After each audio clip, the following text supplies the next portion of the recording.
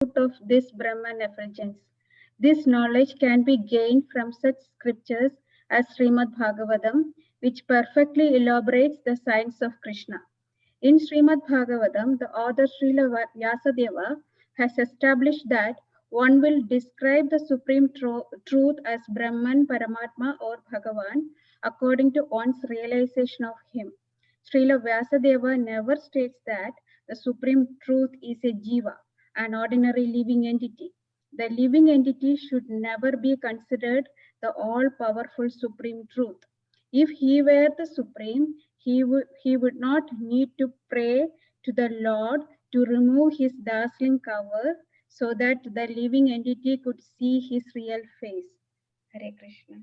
Yes, Prabhupada's making a very important point here, a very good argument. That if the Brahman is the supreme, then why is the jiva, why is the living entity praying to the Lord to remove the effulgence? If we are the supreme, then we don't need to pray to the Lord. We can do it ourselves. And so Prabhupada is saying, if he were the supreme, we wouldn't need to pray. The fact that we are praying to the Lord indicates that we're not the supreme. And so this is a good argument to those people who say the Brahman is the supreme. We'll go ahead. Mataji, another Mataji, please read. Hare Krishna Maharaj. Yes. The conclusion is that one who has no knowledge of the potencies of the supreme truth will realize the impersonal Brahman. Similarly, when one realizes the material potencies of the Lord but has little or no information of the spiritual potencies, he attains Paramatma realization. Thus, both Brahman and Paramatma realization of the absolute truth are partial realizations. However, when one realizes the Supreme Personality of Godhead, Sri Krishna, in full potency after the removal of the Hiranmaya Patra, one realizes Vasudeva Sarvam Iti. Lord Sri Krishna, who is known as Vasudeva, is everything. Brahman, Paramatma and Bhagwan. He is Bhagwan, the root, and Brahman and Paramatma are his branches. Hare Bol. Yes, so three realizations of the absolute truth. Brahman, Paramatma, Bhagavan. And they're all Krishna. No difference. Right? Yes, Maharaj. So Prabhupada quotes 719 from Bhagavad Gita. Do you remember that verse? Not really, Maharaj. No? I just... So, Bahunam Gyanmanamanti Gyanapamam Yeah. Prapadyante. Yes? Vasudev Sarvamiti. Then Samahatma Sadurlabha. Yeah. You know the meaning? No, Maharaj. No, you wouldn't know. What point is, anyway, Prabhupada's making a point here in the verse 719. Lord Krishna, he says, Vasudev Sarvamiti. One realizes Vasudev Sarvamiti. What's the meaning, Vasudev Sarvamiti? Vasudev is the, like, he's the supreme. Yes. Like, he's the Lord. Huh? He's absolute truth.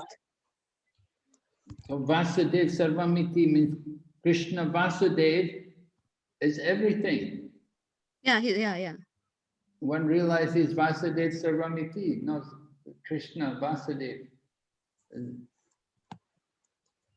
So Vasudev, as Prabhupada said, he is Brahman, he is Paramatma, he is Bhagavan. They're different features of the Lord, right? Can you give an example? Can you give an example to describe the relationship between Brahman, Paramatma, and Bhagavan? Maharaj, the sun, the sunlight, and the sun rays. Okay. The sun rays are what? So, the sun is Brahman, and sunlight is Paramatma, and Bhagwan is sunlight. The sun rays are what? The sun rays will be the Brahman. The sun rays is the Brahman, yeah. And the sunlight is Paramatma, and Bhagwan is the sun. Something I'm just confused in that. Okay. And then the sun rays are the Brahman, and then the sun planet, and within the sun planet, there's a sun god. Sun God. Yeah, yeah. The sun god is Bhagavan, right? Yeah, the sun disk is Paramatma. Yes, Maharaj? The sun disk we can say is Paramatma, yes. I mean, it's not exactly Paramatma, but we're giving an example. Different phases of realizing the sun. We see the sun rays, we see the sun planet, and within the sun planet, there's a sun god. Sun So God, in yeah. the same way, we realize God, we realize Krishna in different phases. Some people know God by the Brahman, Yes. the all-pervading Brahman, the light, the energy, right? And some people know God by Paramatma. They Paramatma, see yeah. his all-pervading potency within everything. And other people, devotees, they will know God as Bhagwan, Bhagavan. Sun God, yeah. Person. Maharaj, here I have got a analytical point of view in another way also there. Yes? Can I share? Yeah, go ahead. Yep. Thank you, Maharaj, for giving me opportunity. Maharaj, here is like that. Like in a room, there is a suppose someone is sitting there and said, "Could you please go outside and see that?" So first person went, and he said, "Yes, I gone outside, and I saw that is a huge daylight. Everything is so bright." So second person went. Second person, he says, "I saw that there is a very big round, which is very powerful lights coming from there, and is circled." It's okay. Second person also right. So third person went, who is a Tattvagyani, means who has a full knowledge about Param Brahma. He went outside and he said, "This is not only light, not only the rounding very Yulish or here the sun. There is a sun god is sitting middle of that." So all three people are right, but three people realization or three people explanation is three different way. So this is like sunlight, sun, and sun god. So this is how this three manifestation of sunlight we can from sun we can see it or we can realize it. Okay. All right. Thank you. Very well. And Prabhupada in his purport here, he's describing, he said, Brahman, you know, we said that's realization of the knowledge of the potencies of the Lord. That's impersonal. We'll realize the impersonal Brahman. If one who has no knowledge of the potencies will realize the impersonal Brahman. So what does he have knowledge of? He doesn't know about the potencies of the Lord. He only knows Brahman. He simply knows the oneness, the Brahman. So he has very little understanding about the Lord. But then Prabhupada said, when one realizes the material potencies of the Lord, but little or no information of the spiritual potencies, he attains Paramatma. Interesting. I don't know where Prabhupada's quoting from, where he gets it. Anyway, different realizations. Both Brahman and Paramatma, different realizations, partial realizations. Not complete. Partial realization. Okay, we'll go ahead. Mataji can read.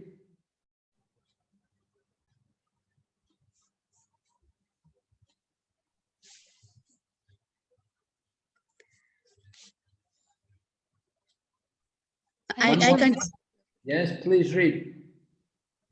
In the Bhagavad Gita 6.4647, there is a comparative analysis of the three types of transcendentalists: the worshippers of the impersonal Brahman, Gyanis, the worshippers of the Paramatma feature, Yogis, and the devotees of Lord Shri Krishna, Bhaktas. It is stated that there are Gyanis who have cultivated Vedic knowledge, are better than ordinary fruitive workers, that the Yogis are still greater than the Gyanis, and that among all yogis, those who constantly serve the Lord with all their energies are the topmost.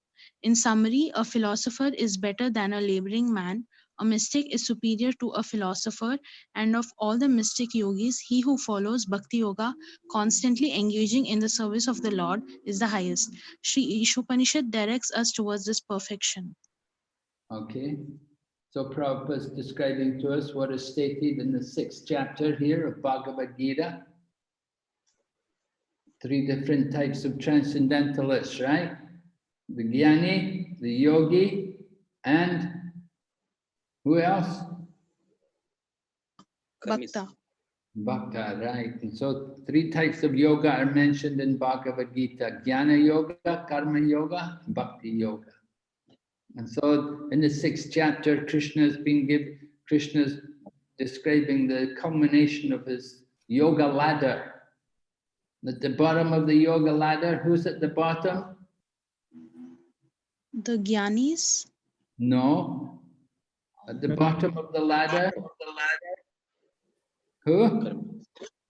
Karmis Maharaj. The karmis, right. What Prabhupada doesn't use the word karmi, what does Prabhupada call them? Laboring man. Yes, the laborer, right. Or the fruitive worker, right? And then above them, who's above that? The yogis. No, I don't think so. Jnanis.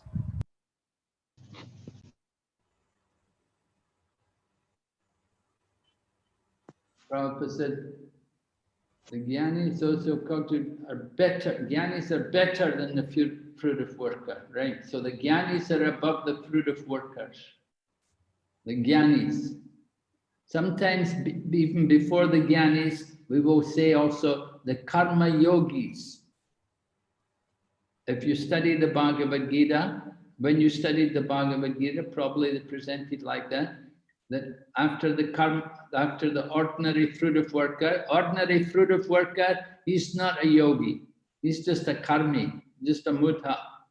But above that, you've got karma yoga, and karma yoga, above that, then you'd have jnana yoga. And then above that, you have the yogis. But here, they're just giving the fruitive worker, and then the yogi, the jnani, and then the yogi. And then above the yogi is who? Bhaktas. Yes, the bhaktas, right. They'll use all their energies for the service of the Lord. So that's right. So at the bottom you've got the laboring man, and then the philosopher, and then the mystic, and then the yogi, the bhakti yogi. Above the mystic is the bhakti yogi. So that's a yoga ladder. Okay, so let's go on to mantra 16.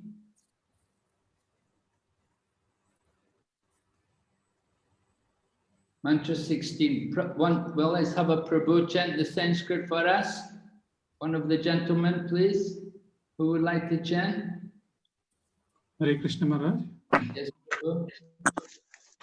Ushanikashe Yamasurya Prajapatya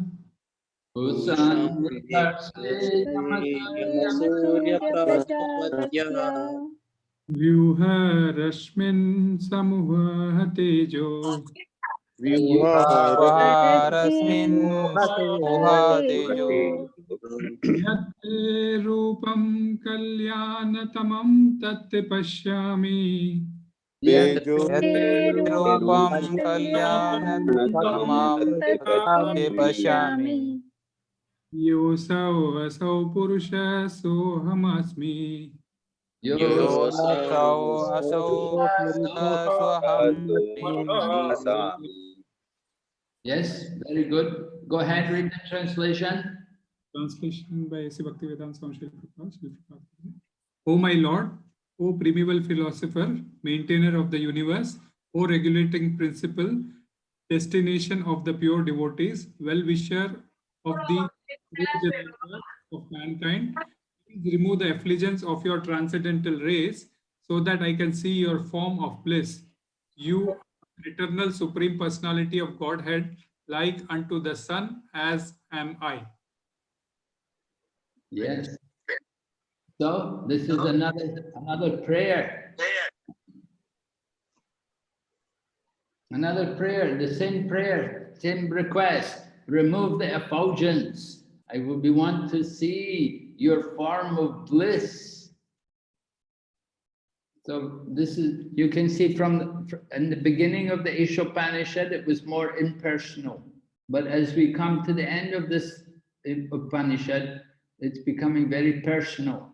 We want to see the Lord personal, very personal features. Okay, Prabhu, please go ahead, read the purport, begin reading for us. Yes. Hare Krishna Maharaj. The sun and its rays are one and the same qualitatively. Similarly, the Lord and the living entities are one and the same in quality. The sun is one, but the molecules of the sun rays are innumerable. The sun rays constitute part of the sun, and the sun and its rays conjointly constitute the complete sun. Within the sun itself resides the sun god, and similarly, within the supreme spiritual planet, Goloka Vrindavan, from which the Brahma Jyoti effulgence is emanating, the Lord enjoys his eternal pastimes as verified in the Brahma Samhita 5.29. Chintamani Prakarasadma Sukalpa Vraksha Laksha Vriteshu Surabhi Rabipalayantam Lakshmi Sahasra Tata Samrama Sevyamanam Govindamadi Purusham Tamaham Bhajami. Oh, I worship Govinda, the primeval Lord, the first progenitor who is tending the cows, fulfilling the desires in abodes, filled with spiritual gems and surrounding by millions of wish-filling trees. He is always served with great reverence and affection by hundreds and thousands of Lakshmis or goddess of fortune. Hare Krishna. Hare Krishna. Okay, so we're hearing more description about the Lord and the living entity, the relationship between the Lord and the living entities. We had discussed this earlier when we spoke about Ekatvam Anupashata, the oneness. Yes, Maharaj. So Prabhupada gives the example, the sun and its rays, one and the same in quality. And so similarly, the Lord and the living entities, the same in quality. The molecule, the sun is one, but molecules of the sun rays are many, innumerable. In the same way, the Lord and the living entities. One Lord, Ekala Ishwara Krishna or Sabhritya. The Lord is the supreme and we're all his servants. So the sun's rays constitute part of the sun. And the sun, yeah, it couldn't be the sun without rays. In the same way, the Lord wouldn't have any purpose without having a creation, without having his parts and parcels. It said the Lord is originally one, but he became many for his own enjoyment. Just like in a family, husband and wife, they like to have a child. What? Because it's more pleasure, more enjoyment there when you have the child. Without the child, then the home is not quite the same. And so the same way the Lord and his parts and parcels, the living entities. So within the sun resides the sun god. Similarly, within the spiritual planet Goloka, we have the Lord's residence, just described for us, right? The residence of the Lord. Yes, Maharaj. You were telling us, right? What's the special features of the Lord's residence there in Goloka? The Brahma Jyoti is emanating from the Lord's body. And it is a Chintamani Dham, actually referring to Brahma Samhita, then it is Chintamani. Yes. What's Chintamani? It is like the touchstone. Where is that touchstone? The Lord Krishna himself. Lord Krishna is a touchstone?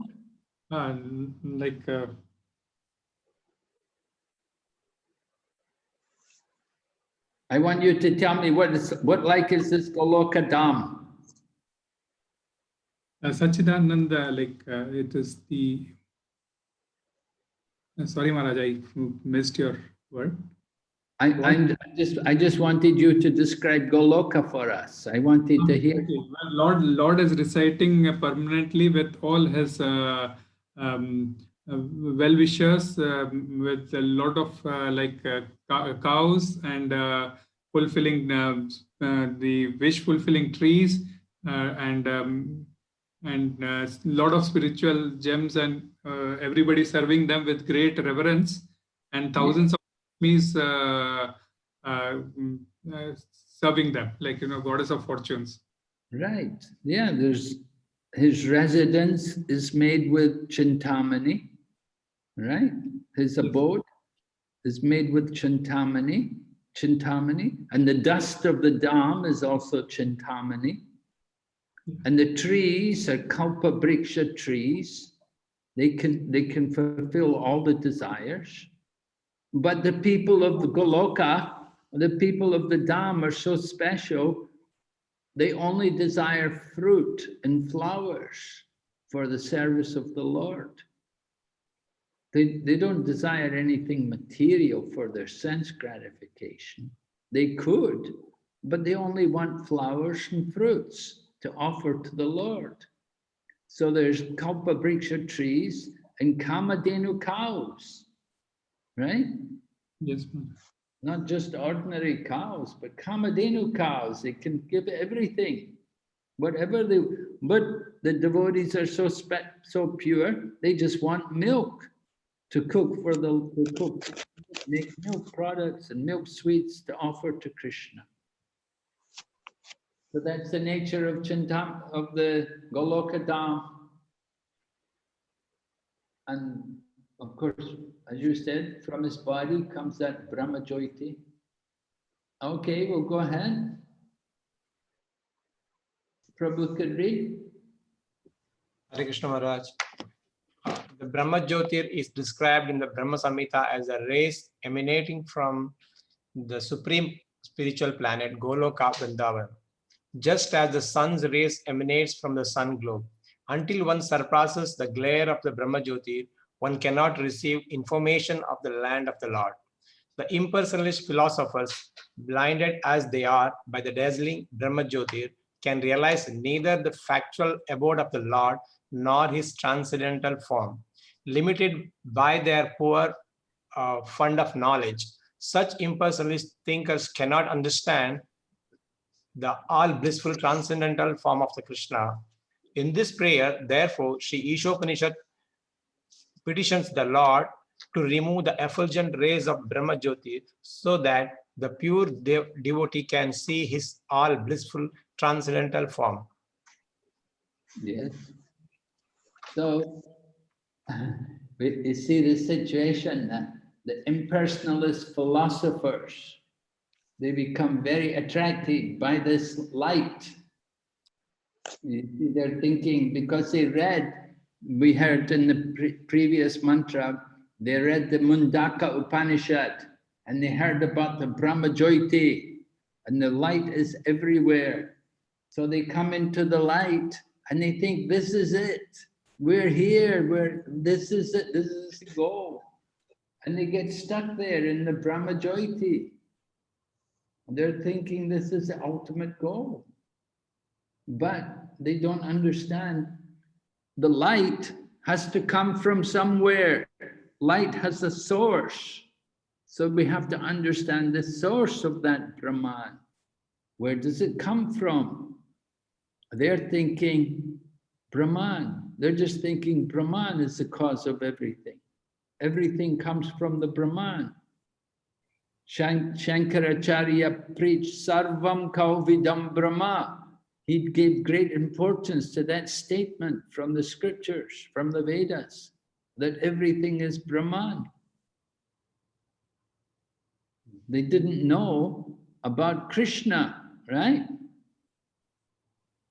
And Krishna is described in the Bhagavad Gita. How is Krishna described in the Bhagavad Gita? Is Krishna also Brahman?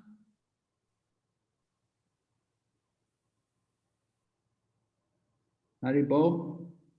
Brahman is part, like it is one of the realization, one of the stage of realization of Krishna.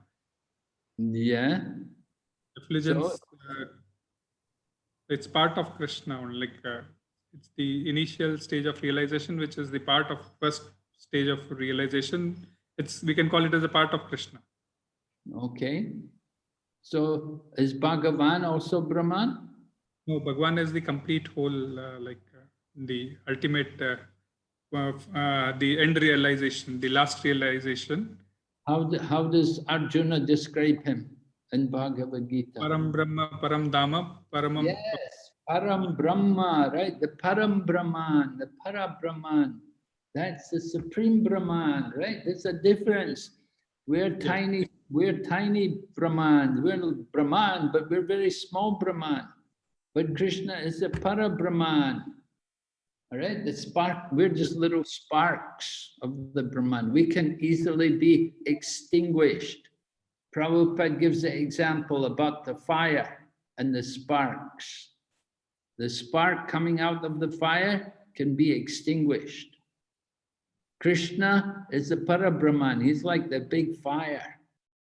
It's not going to be extinguished. But the sparks, they can fall in the water. They may fall on dry grass. That's better. But if they fall in the water, they'll be extinguished. It's all the same way. The living entity in contact with the material energy, they can lose their Krishna, they can lose their spiritual consciousness. So the Gyanis, they are attracted by this Brahman, the light, but they don't know, they cannot understand about the Lord, that this Brahman is just simply his effulgence. Can realize neither the Brahma Jyoti nor realize the abode of the Lord, right? They're not able to go into the kingdom of the Lord. They enter into the spiritual sky, into the Brahma Jyoti, but they're not able to enter into the kingdom, into the Vaikuntha, into Goloka. They can't get into these planets. Why not? Why don't they get in there? What stops them? The ego actually, which has to end completely, then only they will be able to, the false ego which has to completely get over, then only they'll be able to enter. What's the qualification to actually enter in there? Devotional service, marriage, Yes, bhakti. right. Devotional service, bhakti. We have to have bhakti, devotion. Without devotion, we will not get into the kingdom of God. The Gyanis, they may get into the Brahma Jyoti, but they're not going to get into the Vaikuntha planets or into Goloka, because they don't have bhakti. They have a little bhakti, but they don't have enough. They're not pure bhaktas. They're Jnana Mishra bhaktas, or the Bhakta Mishra Gyanis. They've got a little bit of bhakti there, because you have to have a little bit of bhakti. And whatever you do, you have to have some bhakti. But they're not really bhaktas. They're not devotees. They don't get into the abode of the Lord. They don't get to see the form of the Lord. So Prabhupada says, limited by their poor fund of knowledge. right? The impersonalists, their Abhishuddha Buddhaya, they have their mind, their knowledge is not perfect because they're thinking, they're just simply thinking Brahman. They don't think of anything high. They don't understand that the Lord has energies. They're simply thinking only oneness, without variety. They don't understand this, that the Lord can have varieties of energies. They cannot understand the all blissful nature of the Lord's form. They're thinking, oh, don't be emotional. If you dance in the kirtan, this is emotion. Everything should be just peaceful. So this prayer, we're asking the pure devotees, Prabhupada mentioned, pure devotees can see the all blissful transcendental form. But the jnanis, they're not able to see that. They're not pure. They haven't purified themselves. They've got some desire there to become one. They've got this desire to merge and to become one with the Supreme. Sayujya Mukti. Sayujya Mukti, merging, will never be taken by the devotee because there's no opportunity to do devotional service. So we have to guard against that. You see, the jnanis, for them, they're thinking, the jnanis thinking liberation is the goal. But devotees not thinking like that. Devotees not anxious for liberation. The jnanis, they're anxious to get liberation. That's the imperfection of their knowledge. They're thinking, just get out, material world. And what are they going to do when they get out of the material world? What do you think a jnani will do? Any ideas?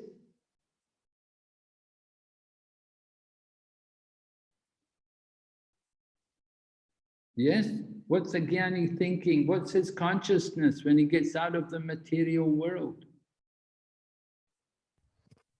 Marriage merging with the Lord, effulgence. I'm sorry, Manaji, your voice is not clear. Breaking. Could you say again? Marriage merging in the Brahma Jyoti, in the Lord's effulgence. Right, he's merging. So he's thinking, Aham Brahmasmi. Meaning what? Aham Brahmasmi. What does it mean? I belong to Lord Brahman.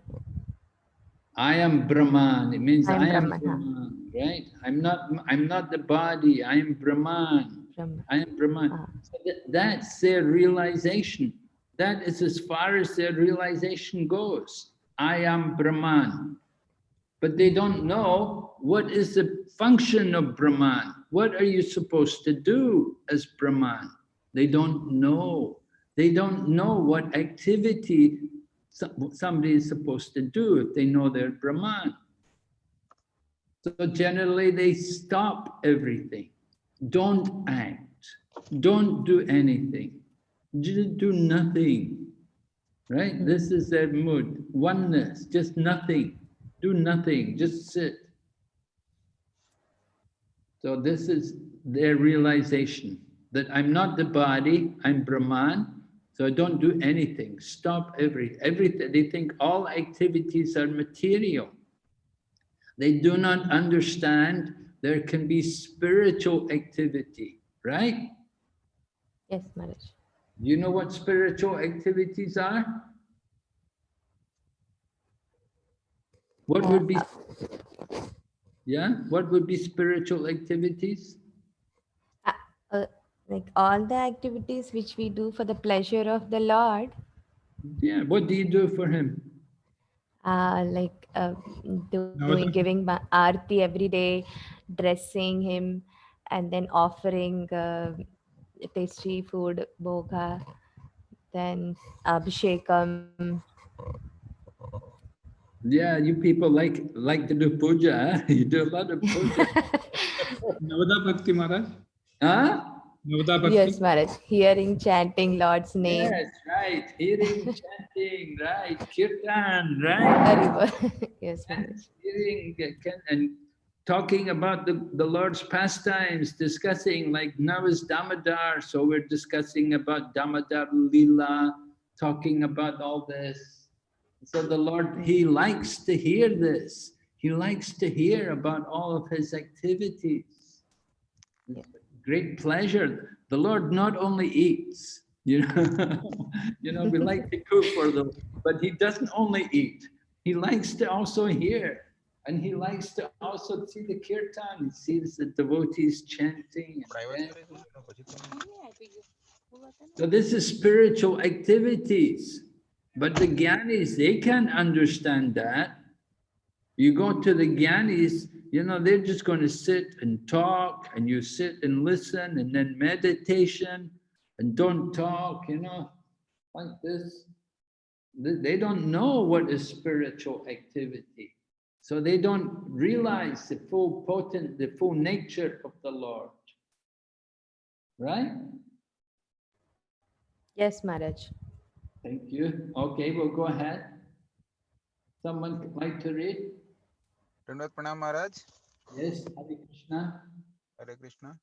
By realizing the impersonal Brahma Jyotir, one experiences the auspicious aspect of the Supreme, and by realizing the Paramatma, or all-pervading feature of the Supreme, one experiences an even more auspicious enlightenment.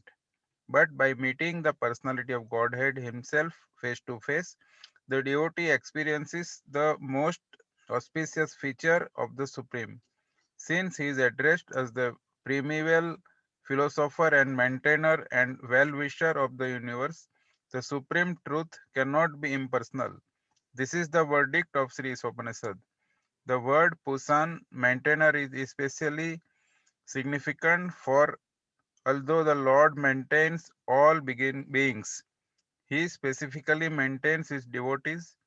After surpassing the impersonal Brahma Jyotir and seeing the personal aspect of the Lord and His most auspicious eternal form, the devotee realizes the absolute truth in full. Hare Krishna Maharaj. Hare Krishna. And so Prabhupada is describing the progression here, you see. After surpassing the impersonal Brahma Jyoti,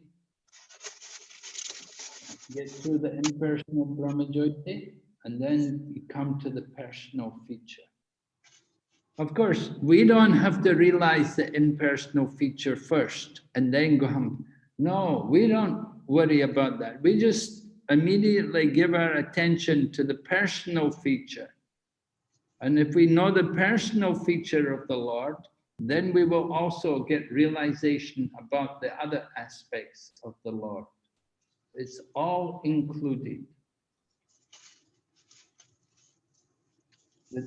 So Prabhupada explains, meeting the personality of God at face to face and personally seeing the Lord.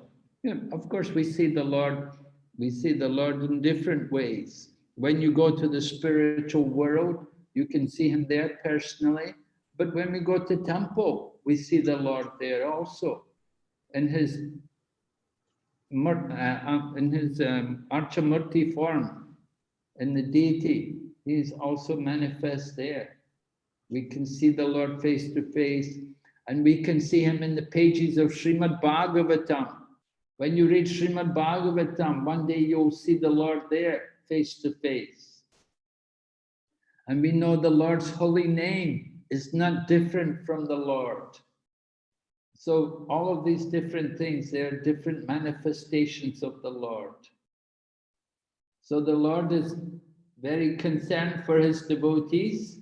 He likes to maintain all of His devotees, to take care of them.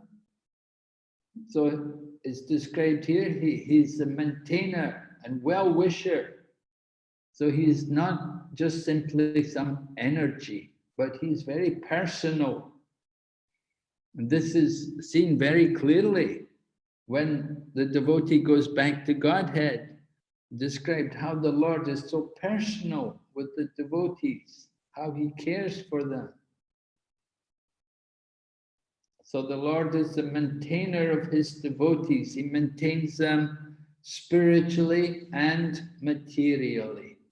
In Bhagavad Gita, Krishna says, Yogakshema Vahamyaham. I carry what you lack and I preserve what you have. This is maintainer. So the Lord maintains all beings, provides for everyone. But, in Bhagavad Gita, Krishna said, Samoham sarvabhuteshu name dvishosti napriya. Said, I envy no one. I'm equal to everyone. But whoever is my devotee, he is a friend. He is in me and I am in him. So Krishna has a very special relationship with his devotees. And Prabhupada said it's natural. He said, just like a mother, just like a woman, they like children. They'll love all children, but they have a special love and affection for their own child.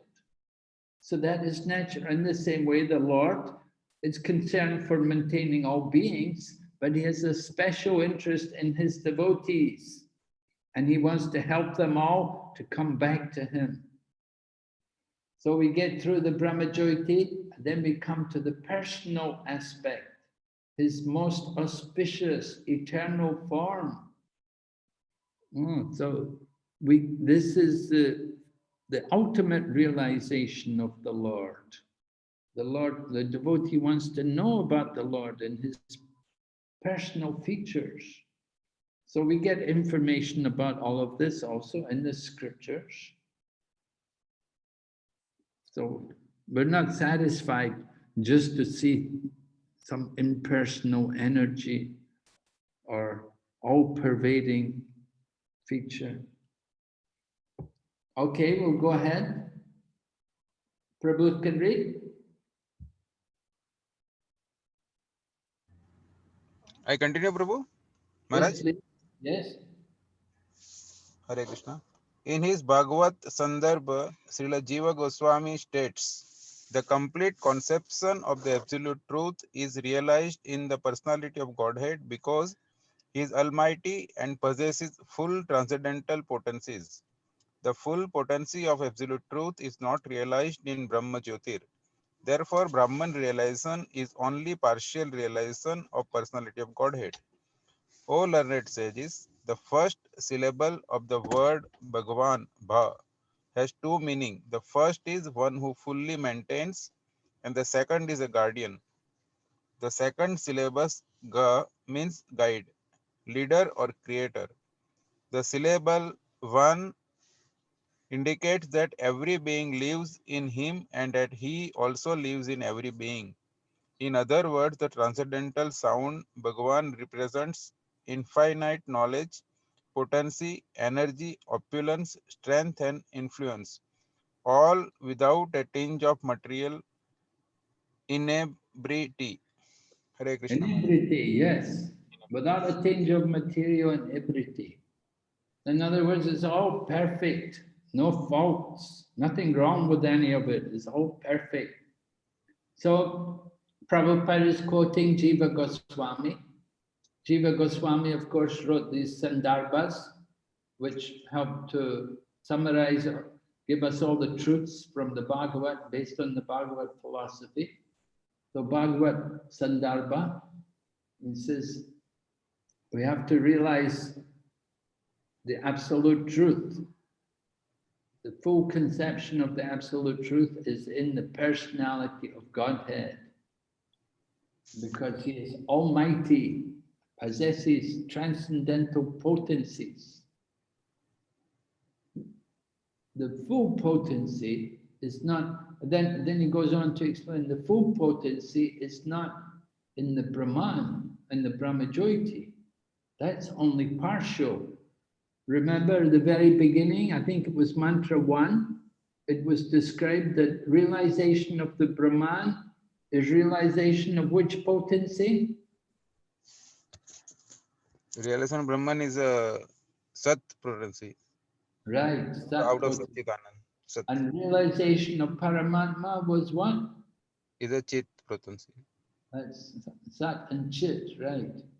And then Bhagavan is full realization, Fully right? Anand, Satchidanand, all three Right. potencies. So the Brahman realization is simply realization of what? Satchidanand, the absolute personality of Godhead. Brahman. What do you realize if you're Brahman realize? What have you understood? Brahman realization like understanding the light, if we could take the sun example. Yes. So how does it apply to us? You know, if somebody is Brahman realized, what does it mean? Then we realize that we are not this material body, but a soul. Right. We And we realize belong that to we're not the body, right? We've realized we're not the body, right? We realize that far.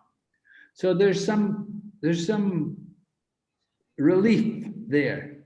The relief is no pain, no suffering. But there's no real pleasure. Just simply realizing that we're not the body. That means we don't suffer any of the miseries of the body. But there's no real pleasure, there's no real happiness, there's no bliss. You don't get any bliss in the Brahman. There's no suffering there though. That's the point.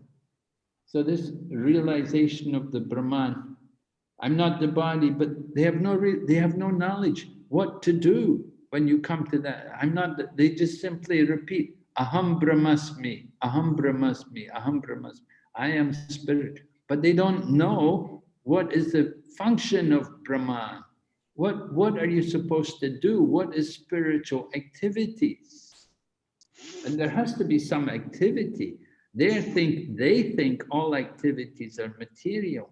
They don't understand that there are spiritual activities. So they get only partial realization.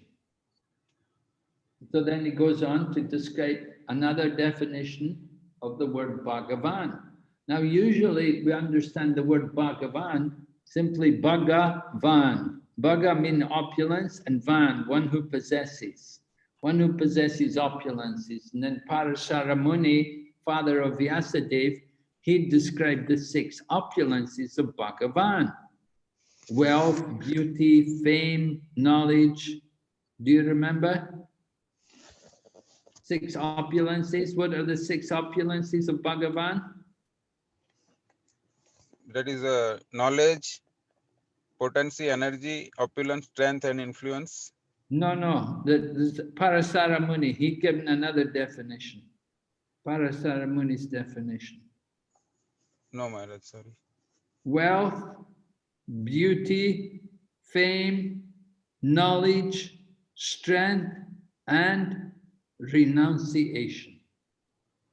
These 6 things. Generally, that's how we hear the definition of Bhagavan. In other places, in Prabhupada's books, it's described like that. But here, he's quoting Jiva Goswami, and Jiva Goswami is given a different definition of Bhagavan. Right? He says, first of all, Bha, 2 meanings. Fully maintains, one who can fully maintain, and the second is Guardian. So, very, very nice, that we can feel somebody is maintaining us and also protecting us. He's not only maintaining us, but he's our guardian, looking after us, going to protect us. And then second syllable ga, meaning guide, leader, or creator. We like to have a leader. We want a leader. We like, it feels very nice to know somebody's leading us, guiding us. So this is the Lord. And then finally, Van, that every living being lives in him, and that he also lives in every being. That's very nice. Just like there's a nice song by Narottam Das Thakur. He also sings like that. He says, The Vaishnavas are in my heart, and I am in the hearts of my devotees. Like that. The Lord says, I am in the hearts of my devotees, and my devotees are in my heart. So like the same point is made here. The Lord is in the hearts of the devotees as the Paramatma. He personally appears in his devotees who've surrendered, taken shelter of him. And the devotees, they're in the Lord's heart.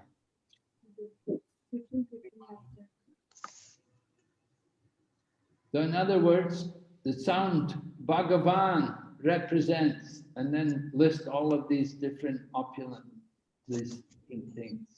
Knowledge, infinite knowledge, potency, energy, opulence, strength, influence. So this is definition of Bhagavan. We want to understand that the Lord in these ways, you know, the Brahman has nothing like that. You understand the Lord simply as Brahman. There's nothing.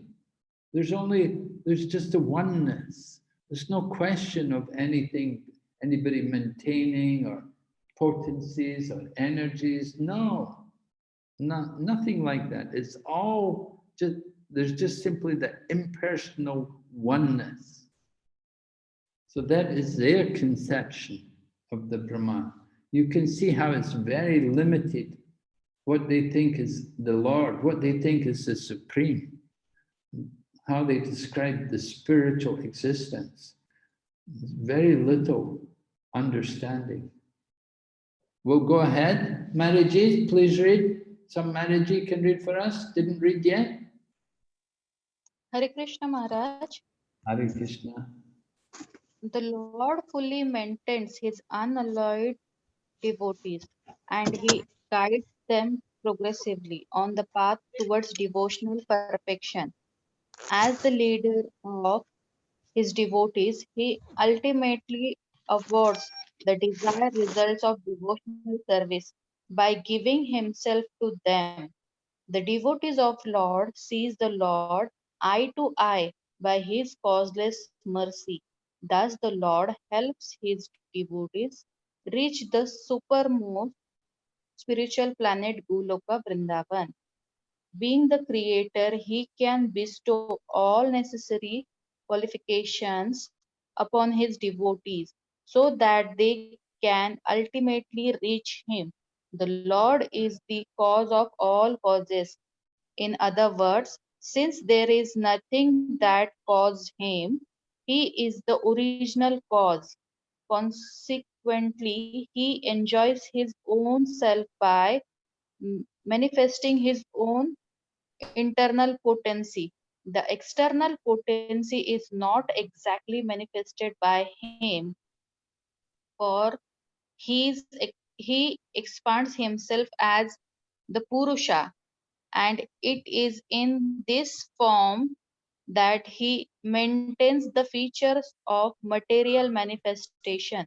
By such expansion, he creates, maintains, and annihilates the cosmic manifestation. Hare Okay, Krishna Maharaj. thank you. So a little technical descriptions here. We're told about the Lord, how he is relating first of all with his devotees. That nothing caused him. He is the cause of everything. And he enjoys his own self. And he manifests by manifesting his own internal potency. The Lord's internal potency. We're hearing about the spiritual world, the Lord's internal potency. The Lord is there with all of his devotees, the very special, pure devotees who are constantly with the Lord. And his own dham, his own abode, is all his internal potencies, not different from him.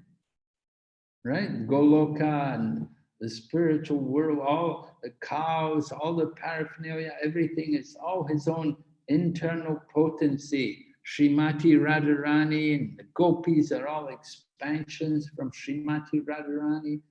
All of these different things, Nanda Maharaj and Yashoda Mata, And Vasudeva and Devaki, they're all the Lord's internal potency, right? That's the spiritual world. But then you've got the external potency. And Prabhupada said this expands from, not exactly from the Lord himself, but from the Purushas, meaning from, who are the Purushas? Karanadakshay Vishnu, Garbhodakshay Vishnu, and Kshirodakshay Vishnu. Right.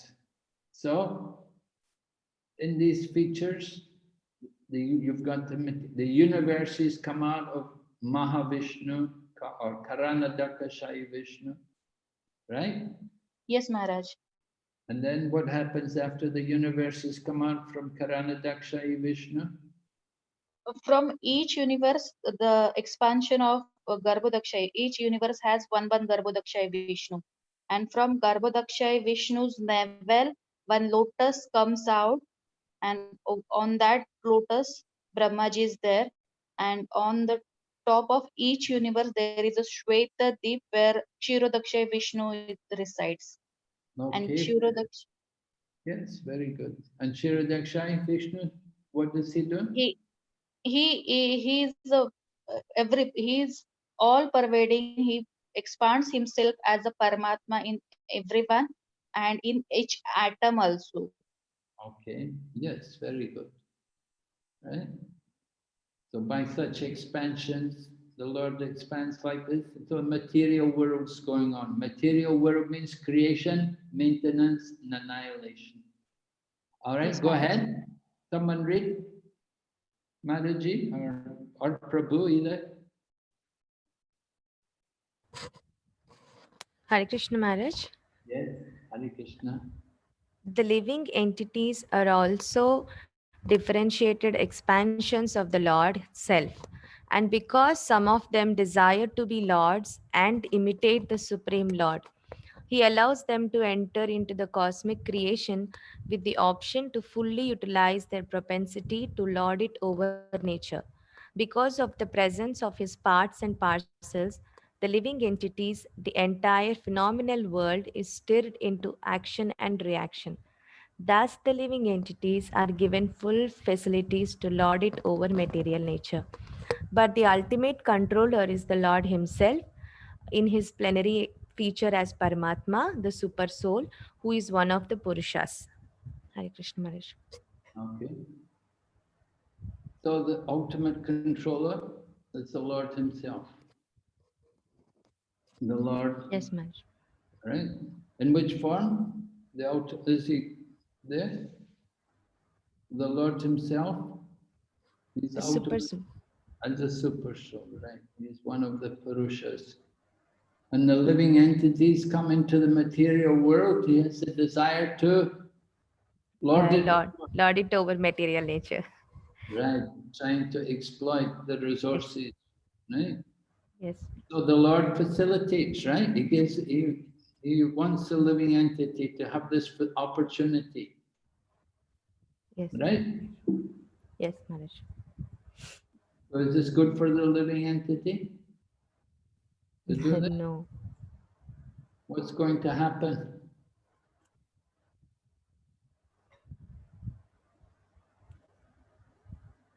Hare Krishna Maharaj. The living entity is given full facility to lord over material nature. Does it mean we become God? Yes, Maharaj. We become God, huh? We become entangled, Maharaj. Sorry, as Maharaj, I'm really sorry. I think it is breaking for me. That's why I'm unable to hear your voice. Okay.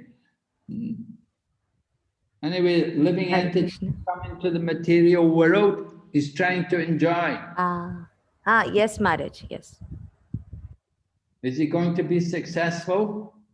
No, Maharaj, because this world is, dukkhalayam and ashashvatam, so we cannot be happy in the material world. Okay. So what will happen? so ultimately, he'll be like start thinking he'll jignasu, like he'll start realizing like who is he, and what is the relation with the Lord, start realizing, and what is the ultimate happiness, where we Okay, can get that happiness. okay, thank you. Well, go ahead. Prabhu can read. But Maharaj, Yes, yes. Maharaj, for a devotee, what is the difference between material world and spiritual world? A devotee always always he is connected with Lord. So wherever he is located, does it make really difference? I'm talking No, about devotee. no. If you're the pure devotee, there's no difference. If you're a pure devotee, you can be anywhere. Doesn't matter. Correct. Correct. Okay, well, go ahead.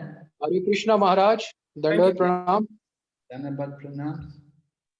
Thus, there is a gulf difference between the living entity Atma and controlling Hare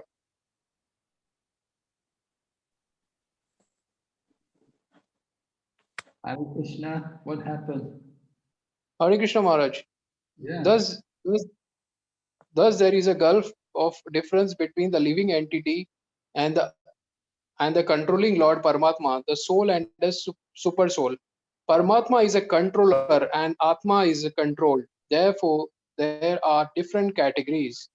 Because the Paramatma fully cooperates with the Atma, he is known as a constant companion of the living being. Hari Bol.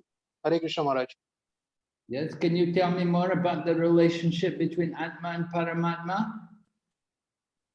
Maharaj, it is like there is a one is bird in the heart, which is eating the fruit, and another one is watching it.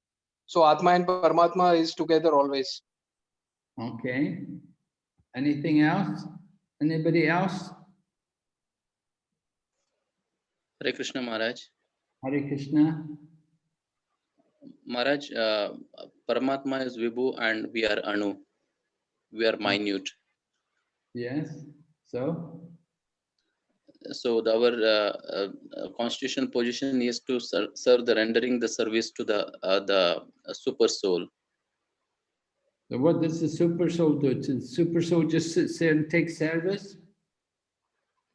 No, he protects and he oversees the Atma, whatever the activities is doing, supersees.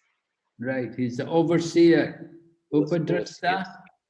Upadrasta and? Upadrashta, Mantacha, Bharta, Bhokta, Maheshwara. Upadrasta and Anumanta. The overseer and the permitter. Permitter, yes, Maharaj. Okay. Also, 15:15, Bhagavad Gita 15:15 says, what's the super soul? Yes, from him comes knowledge, remembrance, and forgetfulness. Go ahead.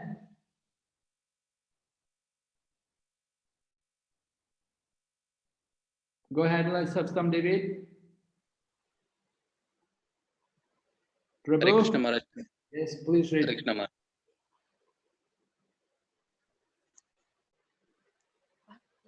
Read, please read. Hare Krishna Maharaj.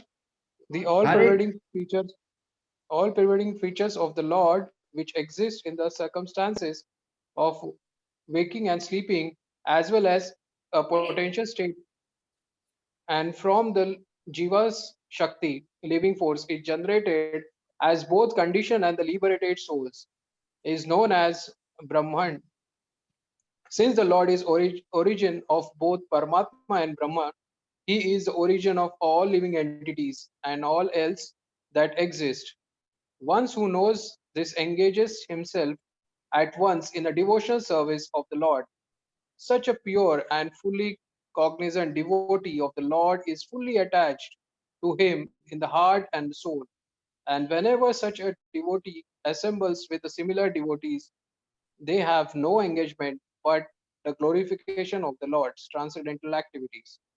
Those who are not perfect as the pure devotee, namely those who have realized only the Brahman or Paramatma features for the Lord, Paramatma features of the Lord, cannot appreciate the activities of the perfect devotees.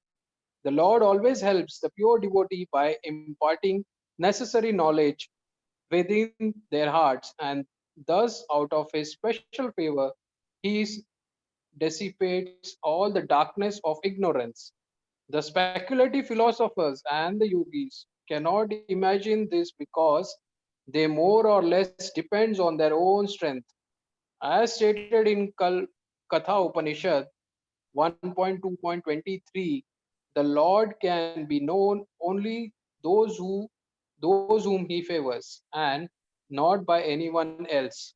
Such special favors are bestowed upon his pure devotees only.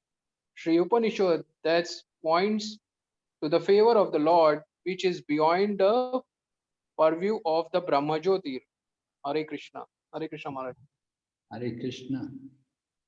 So this is very special. We see Prabhupada is describing how the activities of the devotees, they cannot be appreciated by the jnanis and the yogis. When they see the devotees chanting and dancing, when they see us taking so much trouble to dress the deities and to offer arti, they cannot understand all these activities. They think, oh, just we're wasting our time. So our activities are on a special level, which they cannot understand. And Prabhupada also explains that how the devotees get help from Krishna for everything which they do. We get a lot of blessing, we get a lot of mercy, that Krishna helps the devotees, that he's giving special favors, helping us to come out of ignorance. He's helping us in many different situations. But the yogis, their process, and the jnanis, their process is they do everything by their own effort, right? Their process is like going up, pulling up, climb up the rope. It's very slow, it's a lot of trouble, labor to go up the rope. But our process is coming down. Everything is coming down. The Lord is giving, he's helping, providing. So it's much easier to go down than to come up. The jnanis and yogis, they have so much trouble, labor to go up. But the devotees, we get the mercy of the Lord coming down. It's all given to us by the grace of the Lord. We just have to be surrendered to receive the mercy of the Lord. And Prabhupada then quotes Katha Upanishad, the Lord can be known only by those whom he favors, not by anybody else. So Krishna himself picks his devotees. Those people who are like the jnanis and yogis, they're not picked by Krishna. They don't get the favor of the Lord. So this is an important point to understand the special mercy of the Lord, but how it comes on the devotees, right? I quoted that verse from Bhagavad Gita. Lord said, I'm equal to everybody, but he has special favor for his devotees. So when the devotees come together, we have our special activities, devotional service, which these other people, they cannot understand. So are there any questions on this? Hare Krishna Maharaj. Yes, Hare Krishna. Maharaj, the last sloka 15, that's I'm not very clear on the concept of Hiranmaya Patrena. I'm not very clear about that. Haranmaya Patrena means to remove the covering. To remove the covering. Yeah, because the Lord is covered by this effulgence, the Brahma Jyoti. So we want to get through that covering to see the form of the Lord, to see the face of the Lord. So the prayer is to remove that covering of the Lord. We don't want to just be in the covering, in the light, in that bright light. You can't see anything but the light.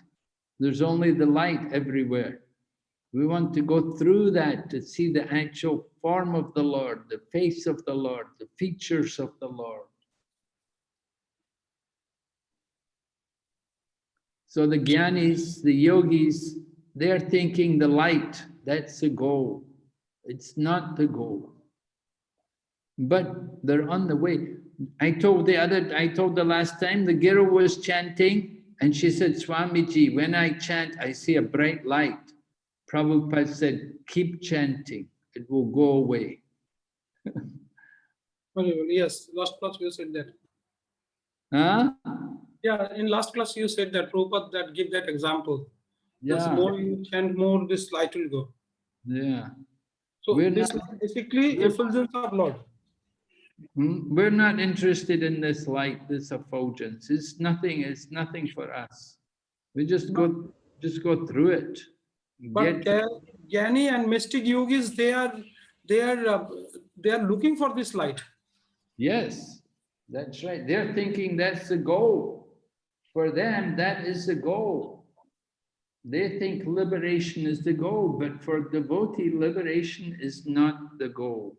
We're not worried We are about not interested for liberation. right? Devotional service begins on the liberated platform.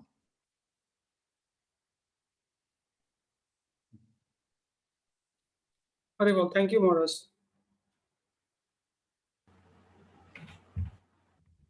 Any other questions?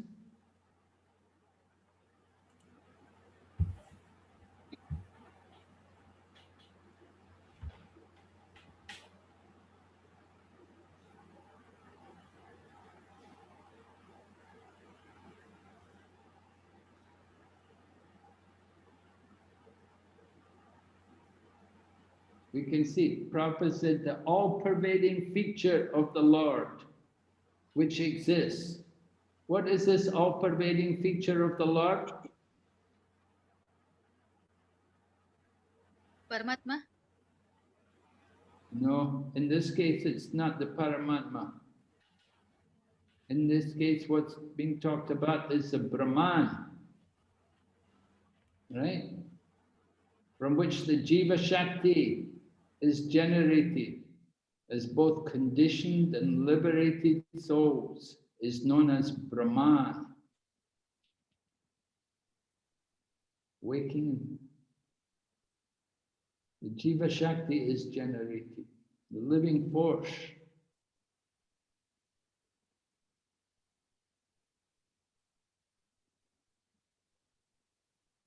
So the living entity, so this means he is the origin. Brahman is the origin of all living entities and all else that exists. Those who know this engage at once in devotional service of the Lord. He is the origin of all living entities.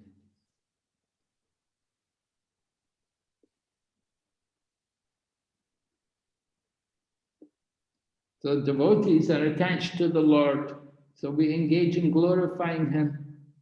Spiritual activities, glorifying the Lord, chanting His name, worshipping His deity form, speaking about the Lord's pastimes and potencies and energies and everything, offering prayers to Him. This is the business of devotees. But those who are not perfect, not pure devotees, they've only understood the Brahman or the Paramatma. They cannot understand what we're doing.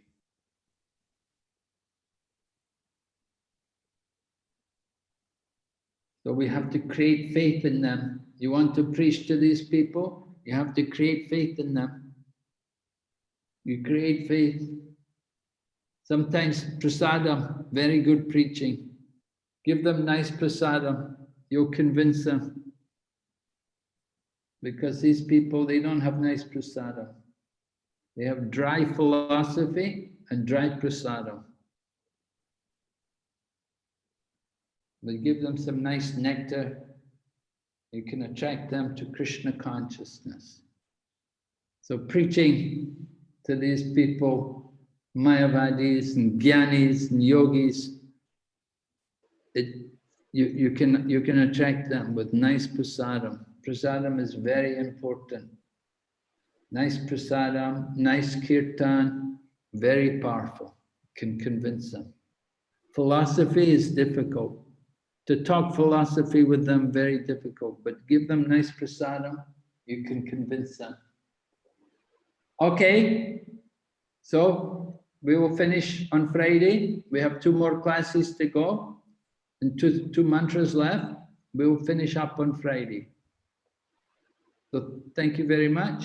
Srila Prabhupada ki Jai. Jaya. Hare Krishna. Maharaj. Hare Krishna.